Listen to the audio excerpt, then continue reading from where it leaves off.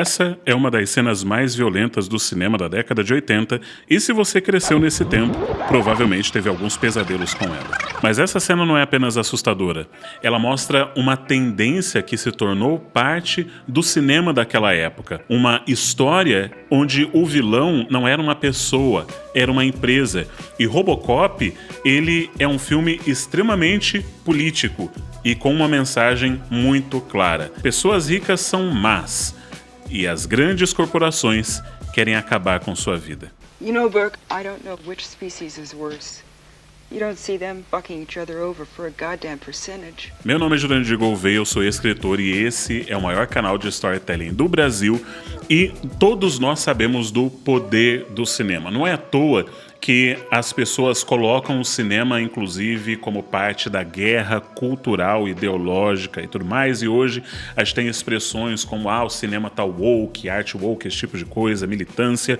Mas o fato é que Hollywood sempre fez filmes com mensagens ideológicas. A grande diferença, como eu já mencionei algumas vezes, é que antes eles sabiam fazer isso com tanta competência que a gente sequer percebia. E se você cresceu ali nas décadas de 80 e 90, se você é um millennial como eu, praticamente todo grande filme de ação, de ficção científica, de distopia, reforçava essa ideia.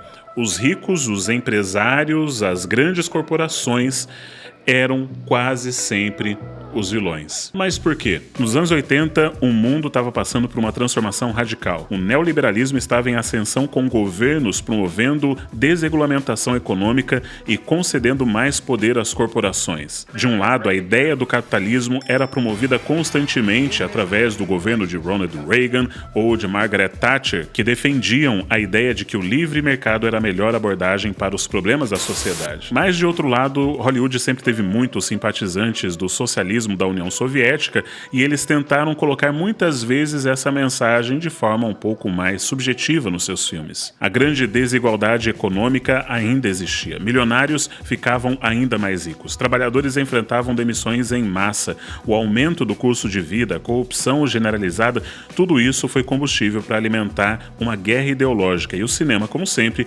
absorveu essa realidade e a transformou em narrativa.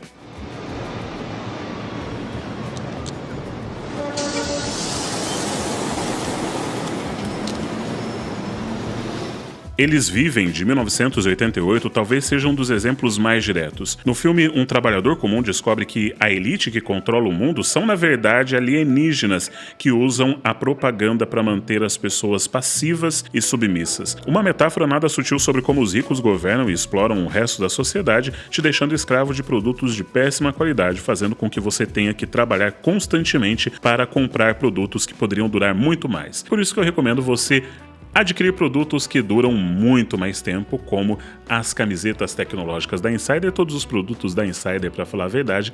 Nós estamos no mês do consumidor, o que quer dizer que todos os dias desse mês tem promoção diferente no site e o meu cupom Jurandir te dá 15% de desconto, que somados com os descontos que estão lá no site, pode chegar até 35% de desconto. É um desconto excelente para você comprar produtos que são duráveis, que são uma economia inteligente. Eu estou falando isso, você tem que entender, isso é muito importante, porque quando você compra um produto da Insider, ele vai te acompanhar por bastante tempo. Por isso que são peças atemporais, por isso que elas têm um estilo atemporal, elas têm uma qualidade enorme e você vai usar essa peça por 1, 2, 3 anos, por muito tempo essa peça vai te acompanhar, porque ela não desbota, dura muito mais tempo, qualidade, tecnologia, tudo nesse produto. Você conhece já a camiseta que desamassa no corpo, ação anti-odor, enfim, muita coisa legal em produtos feitos pensando no seu bem-estar. Quem dera todos os produtos que a gente compra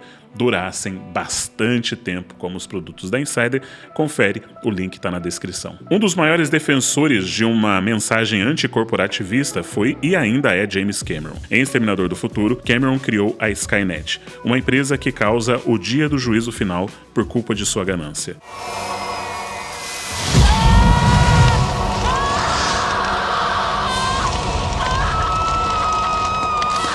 Em Aliens, o Resgate, uma empresa arrisca a vida de uma equipe para tentar capitalizar em cima de um alienígena assassino. Because if one of those things gets down here, then that will be old. And all this bullshit that you think is so important, you can just kiss all of that goodbye.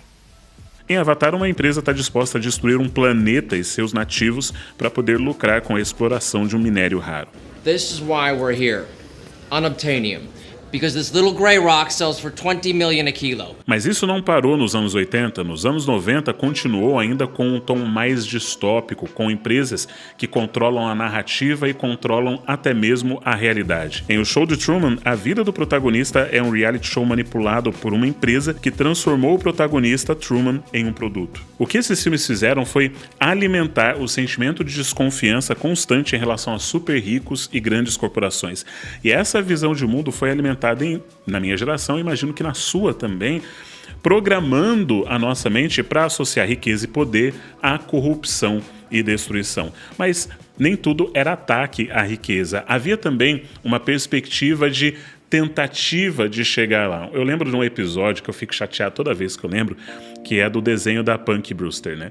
É Punky, a levada da breca. Onde ela vai ganhar milhões de dólares, mas para ela ganhar milhões de dólares, ela precisa primeiro gastar $1 milhão em 2 dias. E eu fico louco da vida, porque eu lembro que eu fiquei desesperado ao ver que aquela menina incompetente não conseguiu gastar $1 milhão em 2 dias. E como ela não conseguiu gastar, ela volta para a pobreza total e ficava, meu Deus, como é que é possível? Eu gastava em 2 horas $1 milhão.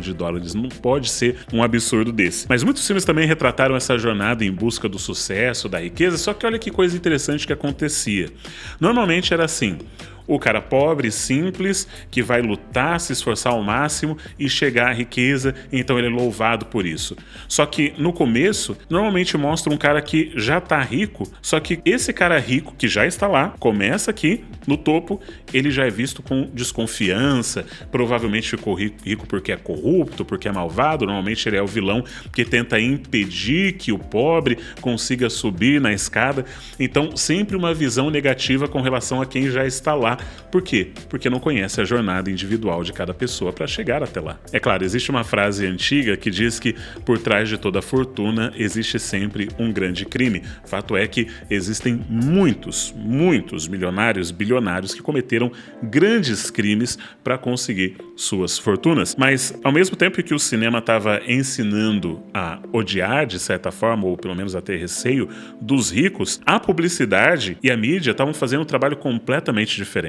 Enquanto Hollywood nos mostrava CEOs como vilões, o mundo real exaltava os bilionários como modelos de sucesso. Nos anos 80, Wall Street era símbolo do triunfo capitalista. O consumo de bens de luxo era sinônimo de realização pessoal. E ter um carro esportivo, um terno de grife, significava que você tinha chegado lá. Greed, for lack of a better word, is good. Tom Jobim certa vez falou que no Brasil, ter sucesso é uma ofensa pessoal, mas isso não é só no Brasil. Não sei se você viu esse caso, mas em dezembro do ano passado, 2024, o CEO da United Health Group, à luz do dia, foi assassinado por um homem. E o que aconteceu logo em seguida nas redes sociais? As pessoas defendendo o assassino, dizendo que ele estava certo ao matar aquele homem que era CEO de uma das maiores empresas do mundo de seguro de saúde e que era por causa dele que tantas pessoas sofriam, que não conseguiam tratamentos e tal, e reclamando de todo o sistema complexo de saúde dos Estados Unidos, e felizes, comemorando, celebrando porque esse cara tinha matado o presidente da empresa. E isso me lembra muito o Coringa, o primeiro filme, onde realmente algumas pessoas malucas acreditaram que aquele filme estava justificando o comportamento do maluco do Arthur Fleck. Recentemente, a imagem desse assassino chegou até mesmo a ser projetada em um prédio pedindo sua liberdade. A verdade é que empresas são entidades impessoais e ao matar um homem, esse cara não estava matando a empresa, estava matando apenas um homem, um pai de família. Tem esse livro que eu amo pra caramba, que é do Steinbeck.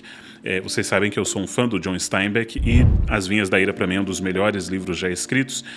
E ele trata de maneira belíssima a jornada de várias famílias que são obrigadas a saírem de suas terras, eram arrendatários de terras, mas o banco expulsa essas famílias e gera uma grande migração de pessoas indo até a Califórnia, e isso aconteceu durante o período da Grande Depressão nos Estados Unidos, então é inspirado nessas histórias reais. E aqui você tem uma cena onde um desses fazendeiros quer saber quem que ele precisa matar para ficar com as terras. Ele fala, não, porque antes meus avós, meus pais, vieram os índios querer tomar a terra, eles mataram os índios. Vieram não sei quem, eles mataram. Então eu quero saber quem que eu mato agora para ficar com essas terras. Então ele diz, mas então quem é que manda? Quem devo matar? Não vou morrer de fome sem primeiro matar quem me quer matar de fome. Em um episódio do Mr. Robot, e se você não assistiu, essa é uma das melhores séries dos últimos tempos, a Angela, ela vai até um jantar com empresários e ela tem uma noite super agradável apenas para descobrir no final que eram aqueles homens que tinham sido responsáveis pela morte da sua mãe. Uma empresa não é boa nem má, porque uma empresa não possui mente, corpo ou moral. Isso é o que Mr. Robot vai mostrar durante sua saga ao tentar se vingar. Em Exterminador do Futuro 2, quando Sarah Connor encontra Dr. Miles, inicialmente ela o vê como a personificação de toda a maldade e ganância da Skynet, apenas para descobrir que ele era um homem comum e bem intencionado. A verdade é que o cinema não criou o ódio ou a admiração pelos ricos, ele simplesmente amplificou essa tensão que já existe no mundo real. E isso não é novo, isso vem desde o século XIV, quando surgiram os primeiros contos de Robin Hood, que era o cara que roubava dos ricos para distribuir aos pobres. E em várias histórias isso foi sendo replicado, mas se intensificou muito durante esse período da Guerra Fria nos Estados Unidos. E por isso no cinema a gente tem muito refletido disso. Mas também por outro motivo. Existe uma questão narrativa muito simples. Colocar o rico como vilão é uma estratégia que facilita você identificar melhor os personagens. É como se você colocasse uma batalha simbólica entre Davi e Golias. Só que aqui a diferença não está no tamanho da força, no tamanho físico, mas no tamanho da riqueza, do poder, da capacidade de influência muitas vezes.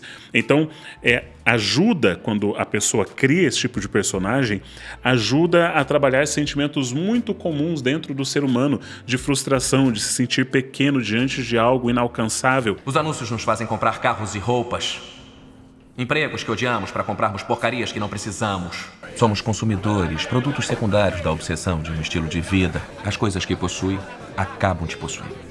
O que descobriu-se depois, daí você tem uma série de filmes que vão explorar isso, é que o grande inimigo realmente do povo não são as empresas, mas quem inclusive deu poder a muitas dessas empresas que são corruptas, que é o governo.